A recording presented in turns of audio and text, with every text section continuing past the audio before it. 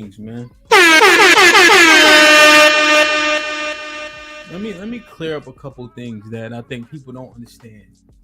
When you're talking about women, people say they don't believe in the Bible, don't follow, whatever. I understand that, right? However, the moral compass, it should be innate. However, depending on where you grow up, in the construct of what you raised in, so we're in the United States, a lot of what we believe and how we conduct ourselves is largely predicated off the Bible, because our country was supposed to be predicated off the Bible. So the reason why we think a lot of things are right and wrong, even marriage is a biblical concept, right? But I just need to clear up the misconception about the Bible a little bit in terms of women, because people just espouse anything, right? And I think we need to do a better job of understanding when you want to talk about a submissive woman, right? A woman that's supposed to follow lead, order, etc.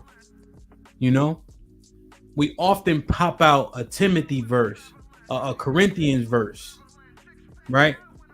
But let me help. Let's mine this shit out real quick. All right. Let me show you the women in the Bible real quick. All right. Because I always hear Proverbs 31 and all this other shit, but I don't know if we know what type of women we actually talking about. Right? So let me show you this real quick. Like, share, subscribe, tell a friend to tell a friend. Hit that like button right now if you can. That helps the channel the most. All right, let me see. Is this the one I like? Yeah, this one's good. All right. You ready? Well, let's get down to business, man. We just have fun, but this is important as shit. Share the link. I need people to understand, because niggas is too busy talking, right? Asking for a bunch of shit they not willing to deliver because they don't know what it means. They don't know what it is. They don't have a moral compass, standards, and principle. But then they want to hold a woman to such a high standard, not even understanding what that standard is because they have none. All right? But let me show you the women in the Bible to destroy that theory about the Bible just don't care about women and it's completely chauvinist, etc. These examples are so strong, you don't need that many. You don't even need that many. But I'm going to show you, and I guarantee a majority don't even know that this shit is in here. Get the likes up, get the likes up. You know, our streams do well, man. We be having 600, 800, you know, but when we talking about real shit, we'll see how many we get to. I mean, let me show y'all this. Like, share, subscribe, tell a friend to tell a friend. Hit that like button right now if you can. That helps the channel the most. This is the book of Judges, chapter 4, verse 4. You may have heard me talk about this before, right? All right. So, this is wartime. This is wartime. Okay? The men have gotten instruction, right? That this is happening, right? But the Most High got their back, right? But it's so early. Let me show you. Here, Judges 4 and 4. Deborah, okay? Deborah, a prophetess, right? Deborah is a woman who's a prophetess, the wife of Lepidoth, right? She judged Israel at that time. I want somebody to look to see how early Judges is in the Old Testament. She judged Israel at that time. She dwelt under the palm tree of Deborah between Ramah and Bethel in the Mount of Ephraim. And the children of Israel came up to her for judgment.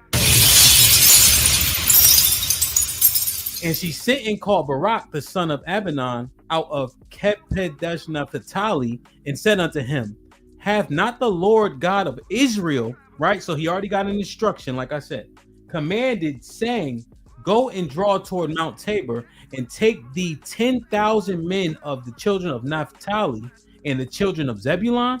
So she's like, hey, what are you doing here? You were supposed to have been left. Out of these two tribes, you take 10,000 men. Remember, there's 12 tribes, Zebulun and Naphtali, right? And I will draw unto thee to the river of Kishon Sisera, the captains of Jabin's army with his chariots and his multitude, and I will deliver them into thy hand. So he has this instruction. You bring these men from these tribes, you go to this river, this is the army you're going against, and I'm going to deliver them to you. Means that they're going to take an ass whooping as long as you follow my instructions.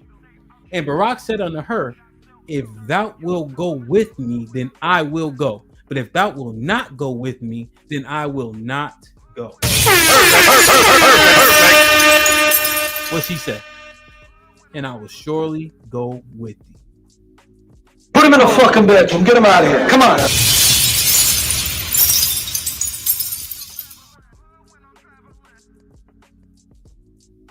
Did y'all know that was in there? Right? But see, here's the thing. Strange. You don't have to not come back, right? We're just thinking about things that are said and what our country, our laws are heavily predicated on, right? So I just want to show you guys this, right? Because I'm not a Christian, that when we're looking in the book and we lean on the book, let's understand what the book actually says. Because regardless of if you believe it or not, we have argument after argument, and a lot of which we think and our principles we stand on come from the Bible, right? You can detach God, look at the Bible, read it, take the principles and apply them to your life. Like Josh, as an example, who helps a lot with This Might Be Risky. He is an atheist, but the tenets of the Bible he can adopt because you can conduct yourself appropriately trying to follow those tenets. You see what I'm saying? So it's not even about if you believe in the Bible, right? But here's the thing. When when people say the Bible talks so down on women, this is Judges 4. What book is Judges? And yeah, AT Alien, right? That nigga was scared. Right? And so he was scared, right? And so he said, listen, I'll go if you go. Point blank. But I just wanted to show you that the women aren't just downtrodden and getting destroyed all through the Bible, right? So boom. And she was a prophetess. Israel won this war, and she presided over Israel for the next 40 years too. Giving judgment, right? And as you can see, the men still had to do the things, take the lead, were in charge, right? But her wisdom, knowledge, and understanding was valued, right? Let's just understand that. Let's understand that first. Again, separate if you believe in God, right? We're just talking about a principality that the United States of America was supposed to be built on, right? That's key. Let me show y'all this. Get the likes up, get the likes up, get the likes up, man. Hold on, let me. I don't want to fall too far behind. Lauren with the $5 says, "I sent you a Selena song to play. I guess you missed it on accident, man. I should have. You know what? I be like compartmentalizing a little bit when I be thinking about like the Latino brothers and shit. But I did play Mexican OT though, right? So ABD with the $5 says, we teach our daughters to be functioning adults, but we never preach you don't need a man. I tell my daughters to think critically to make better choice. As Ava says, this gonna be good. Yo, shout out. Yeah, man. I miss you, man. I told you to call me too. All right. Let me show y'all this.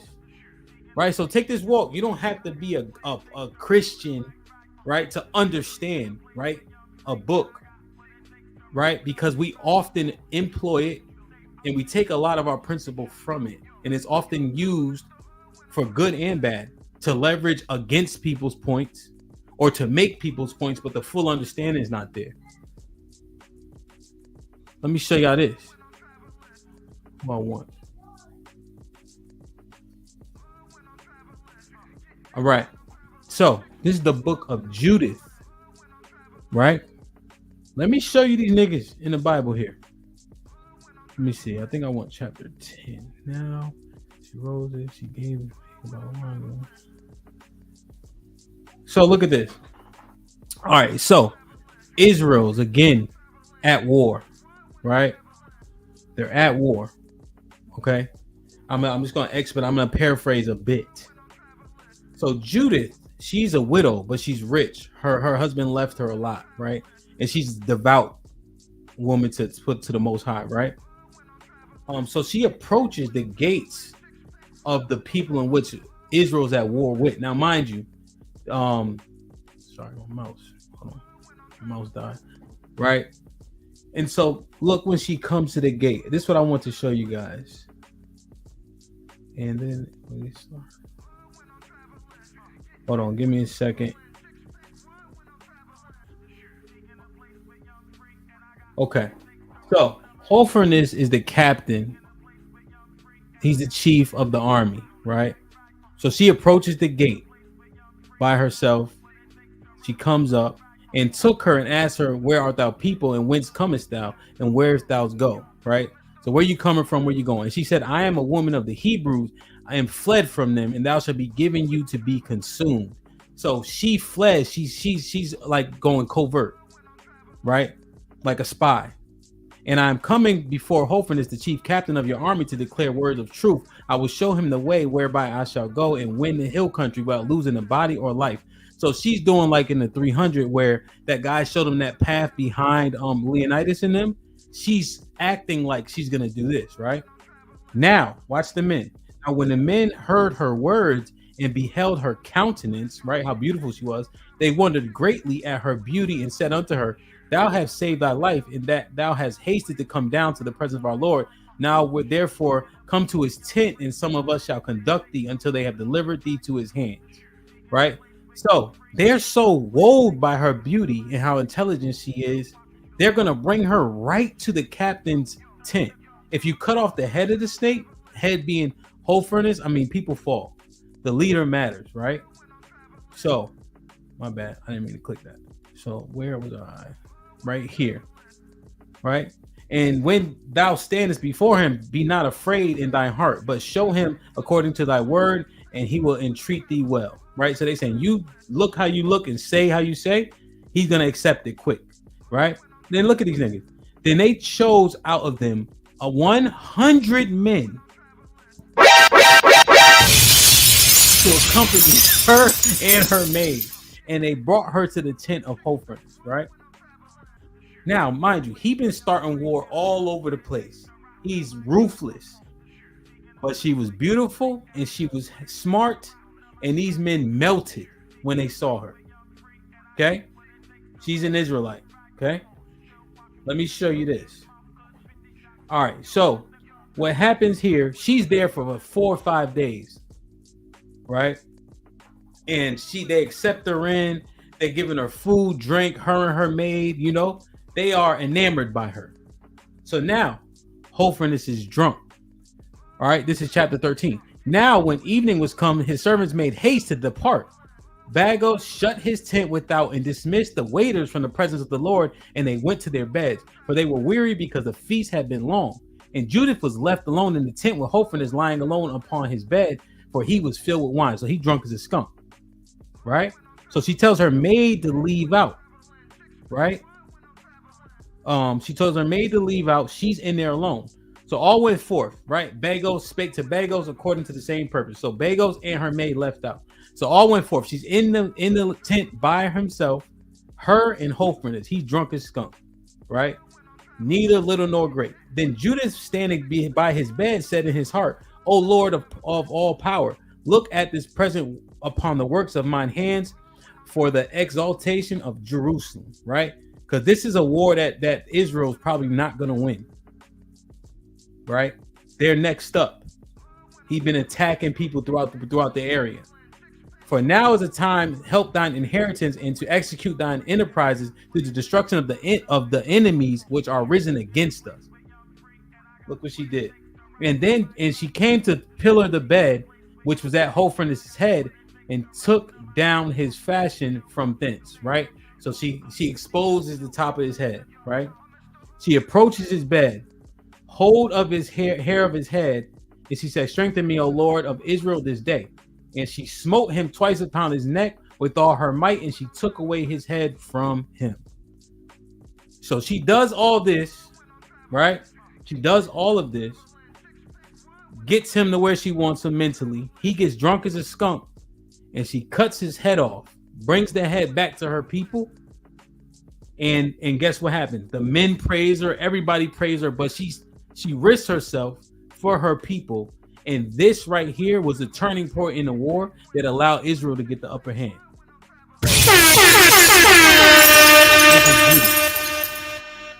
Right? And I get it. It ain't gonna be a million people here for this, but this is Judith.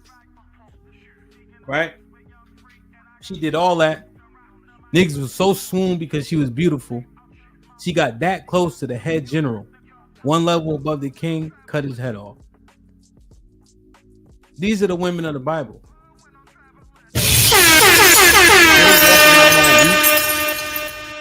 They had jobs to do. And then when she came back with the head, the men were astonished. But you know what? They gave her props too. This is Judith, man. Tell a friend. Hit that like button right now if you can. That helps the channel the most. And I ain't rushing through it. Watch this. Let me show y'all this. This is the book right here. 2 Maccabees chapter 7. Let me zoom in on this. Yep, it ain't a bunch of people up here yelling and fussing. Okay. This is the book of Maccabees, 2 Maccabees chapter 7.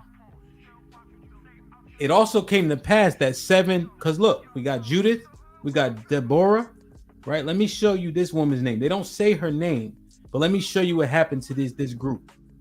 It also came to pass that 7 brothers and their mother were taken and compelled by the king against the law to taste swine's flesh and were tormented with scourges and whips.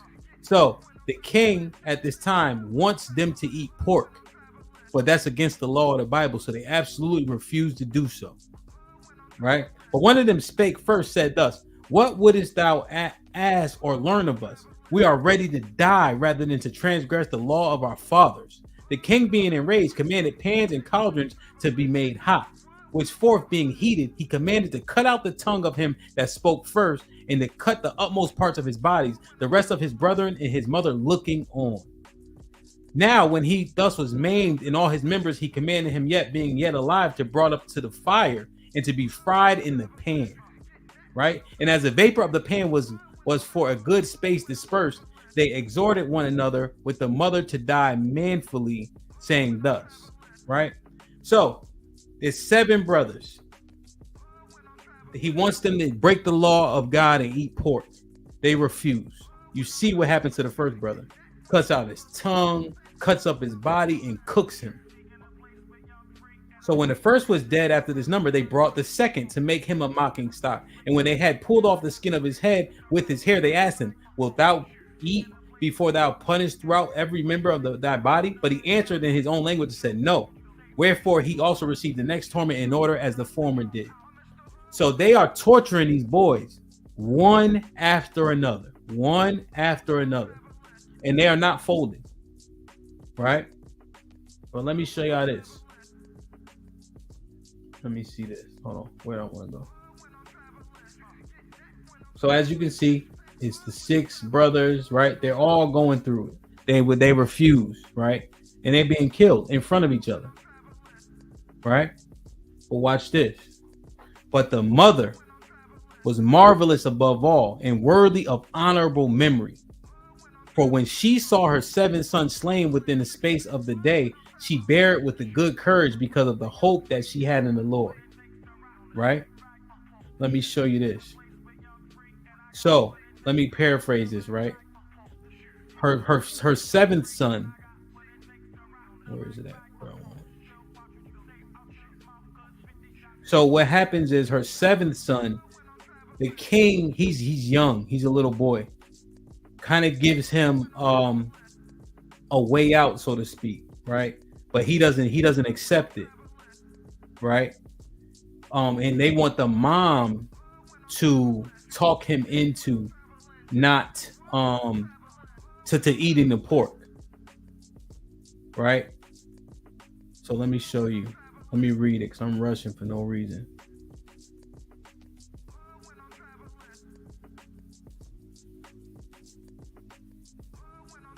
So it's here, right? Where the king is kind of talking to him, but he's not folding. He's not folding. He's gonna face the same fate as his brothers, right?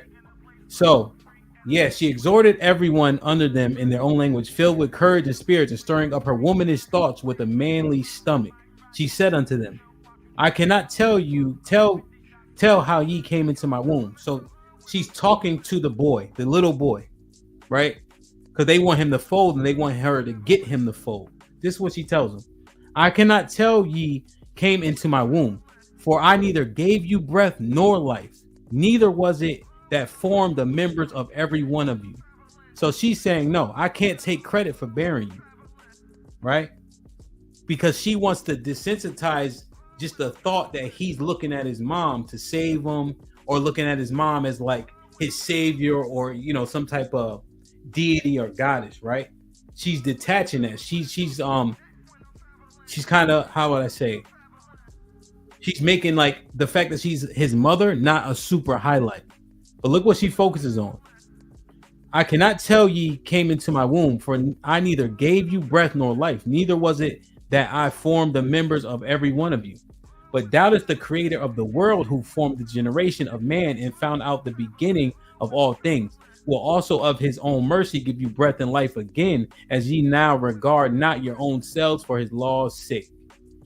Right? So Antiochus, right, super upset that this happened, that none of them folded, right? That he was the youngest. So he destroyed the young boy, and the mom got the same fate. Let me just show you. Last of all her sons, the mother died. Let this be enough now to have spoken concerning the idolatrous feast and the extreme tortures. But look what she did, though, right? I think it's super duper important. She takes herself. She doesn't exalt herself. She doesn't exalt the fact that she carried him. She gave all the credit to the Most High God. But she was the most marvelous and most courageous. And you could argue, why were her sons like that in the first place? Right? Your mother's your first teacher. Your mother's your nurture initially. Right? But all 7 of them boys were tortured. And when it was time for her to save the 7th, she said, no, don't give me any credit. You go through this. And she went through it too. These are the women of the Bible. Right? The Israelite women in the Bible that I think people don't understand, don't read about, don't credit with shit. Like, share, subscribe, tell a friend to tell a friend. Hit the like button right now if you can. That helps the channel the most. Yeah, pork. Y'all be laughing about eating bacon, etc. They all 8 of them got tortured and were murdered because they didn't want to eat it. Now let me show y'all Proverbs 31, because niggas and all of us are so quick to refer to this shit. But look at the woman in Proverbs 31. Let me see how big my screen is. All right, y'all can see it. Let me show you this, man. The capable wife. How hard is it to find a capable wife? So I'm reading this out of the GNT. The GNT is a very layman Bible. It is translated. It takes the King James and makes it as plain and as modern as possible. I trust this Bible just from doing that one-to-one comparison. So I'm going to read it to you from the GNT. How is it this hard to find a capable wife? She is worth far more than jewels.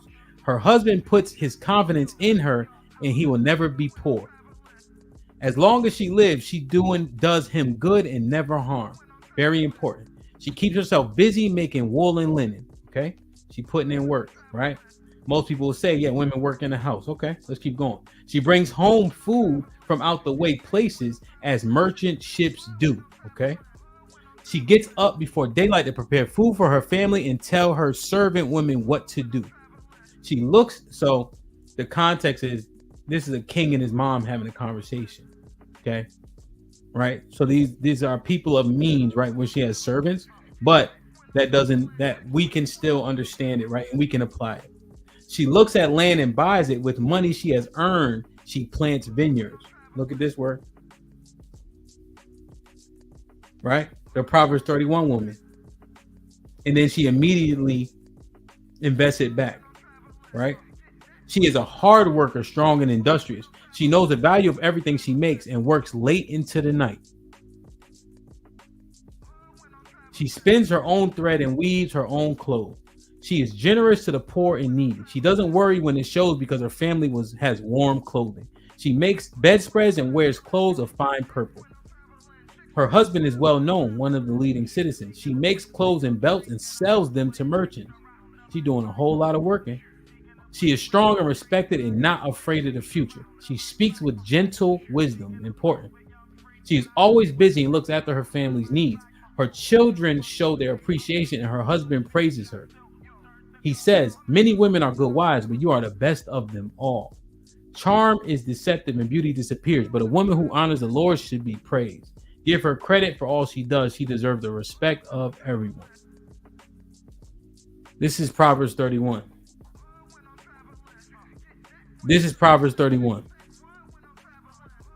So when you talking about you want a Proverbs 31 woman, she ain't docile. She put in work. She make for sure her family's straight. She has gentle wisdom. That's the key. She finds a way. She wake up early. She go to sleep late. She pours in, and her husband appreciates that. Right? So I think y'all niggas better start really reading to see what it is you asking for. Right? And all these misnomers and misconceptions. Right? Weaker vessel is strength. Right? They are weaker than men generally with strength. Right? Just physical strength.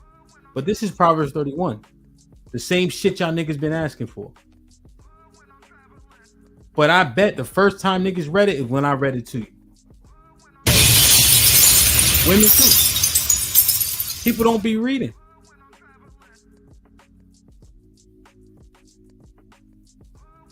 Right? And now let's be very clear. The husband is strong here, right? They're not equal in terms of she understands that her husband is in charge, right? But the amount of assets she is and what she does per the Bible, right? The amount of shit she does in the Bible, ain't no fucking woman just sitting around talking about some I want to be in my soft girl era shit. No, she putting in work and pain to make sure everybody good. Mm-hmm. The mother watched her 7 sons die. They tried to save the last one. She said, "No, don't come over here to me. The Most High gave you life. And He'll give you life again when you follow His law." And she took her shit on the chin too, just like her sons did. Deborah was the prophetess, judge Israel. Niggas said, "I ain't going unless you go." Deborah, she said, "I ain't got you." Judith risked her life. First, like what is it called? Like covert agent. And helped Israel win a big ass war. That's when they took back Jerusalem.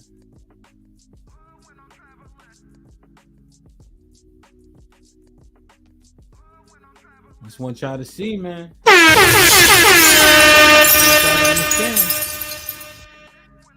Like, share, subscribe, tell a friend and tell a friend. Hit that like button right now if you can. That helps the channel the most. Aaron Rand with the 2000 greetings panel in the chat at the crib now. Salute. Ezekiel Ben Israel. Mr. Talk with the 2000 challenge in Jude read one chapter of Proverbs a day. Okay, I like that. Yo, Shalom, you already know my They just be talking, man. They just be talking. Let me show y'all this, man. Hold on, let me show y'all this real quick. Okay. All right, I'm tired of Timothy 2:12 being misunderstood. Okay. I'm frankly tired of people using it, right, to shut people up in an argument when they're not the men that qualify to shut them up. So 1 Corinthians 14:34 comes early, right? This is what it says. Let your women keep silence in the churches, for it is not permitted unto them to speak, but they are commanded to be Under obedience also saith the law.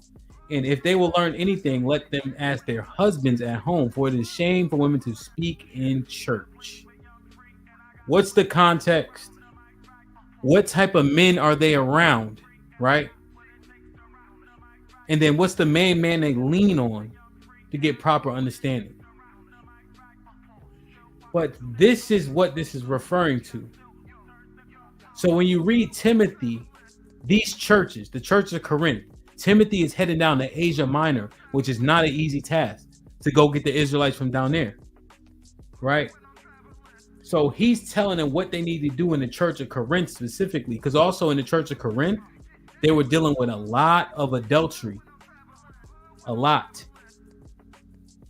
right? So he needs them to bring order, but he's having that conversation here with the churches. So when he doubles down in Timothy,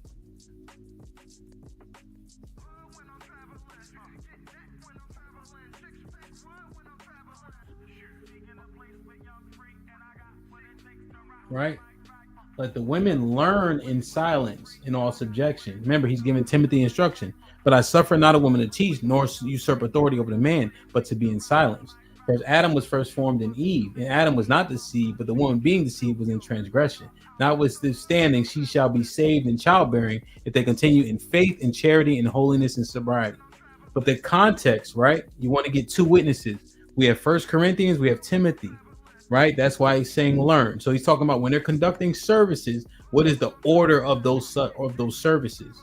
When you have men around that are supposed to be in charge and conducting the service specifically. But if she's talking to Joe Schmo about Joe Schmo shit, you can't just reach in here and apply these verses. And then you're not a man that uphold the code of the Most High. That doesn't make logical sense. And the last thing before I drop this link, let me show you this, right? Because it ain't everybody either. This is Nehemiah 8. Ezra, chapter 5. And Ezra opened the book in the sight of all the people. He was above all the people. So he's like on an altar, right? For lack of a better term. And he went and opened it and the people stood up. So he's about to read the book of the law. Ezra blessed the Lord and the great God, and all the people answered, Amen, Amen, with lifting up their hands. And they bowed their heads and worshiped the Lord with their faces to the ground. Now watch this. Jeshua, Bani, Sherebiah, Jamin, Akub, Shabbatai, right? All these niggas, all right? All these guys, right? Hanan, Peleh, and the Levites, right? So Moses is a Levite as an example. Hold on. Caused the people to understand the law, and the people stood in their place.